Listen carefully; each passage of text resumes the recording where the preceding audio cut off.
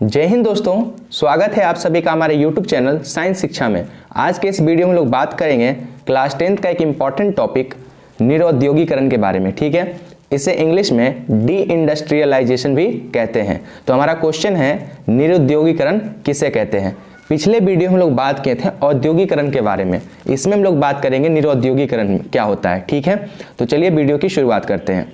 तो सबसे पहले हम लोग ये जान लेते हैं औद्योगिकरण होता क्या है। तो एक ऐसी प्रक्रिया जिसमें वस्तुओं का उत्पादन मानव अपने श्रम से न करके मशीनों के द्वारा करता है, तब इसे हम लोग क्या कहते हैं, औद्योगिकरण। सिंपल सी बात, मशीनों के द्वारा उत्पादन जब बड़े पैमाने पर होता है तो उसको हम लोग क्या कहते हैं, औद्योगिकरण कहते हैं। ठीक है, और औद्योगिकरण की शुरुआत इंग्लैंड से हुई थी।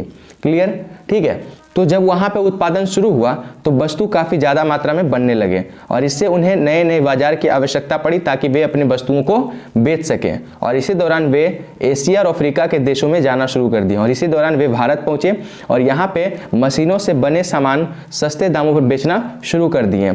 तो दूसरी तरफ भारत के अंदर क्या था कि उस टाइम पे कुटीर उद्योग और लघु उद्योग काफी ज्यादा विकसित थे। ठीक है, बाजार के अंदर कुटीर उद्योग और लघु उद्योग की वस्तुएं काफी भरी पड़ी होती थी। ठीक है, और कुटीर उद्योग लघु उद्योग में हाथ से बनी वस्तुएं होती थी, इसलिए वो थोड़ी सी महंगी हुआ करती थी। क्लियर, ठीक है। तो उद्योग में बनी वस्तुएं काफी सस्ती होती थी और थोड़ा सा अच्छा क्वालिटी का भी होता था, इस कारण से वे ज्यादा बिकना शुरू हो गए।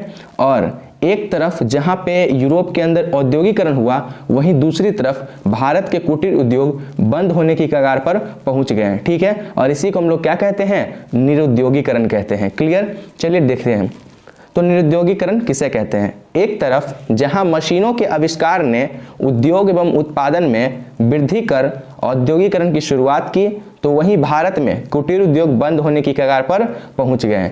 भारतीय इतिहासकार इसे ही भारत के उद्योगों के लिए निरुद्योगीकरण कहते हैं। ठीक है, तो यूरोपीय देशों के अंदर जहां पे औद्योगिकरण हो रहा था, वहीं पे भारत के कुटीर उद्योग बंद होने लगे थे। ठीक है, और इसी चीज को भारतीय इतिहासकार भारत के उद्योगों के लिए निरुद्योगीकरण कहते हैं, क्योंकि यहाँ के कुटीर उद्योग बंद पड़ रहे थे। ठीक है, आई होप आपको समझ में आया होगा निरुद्योगीकरण क्या है।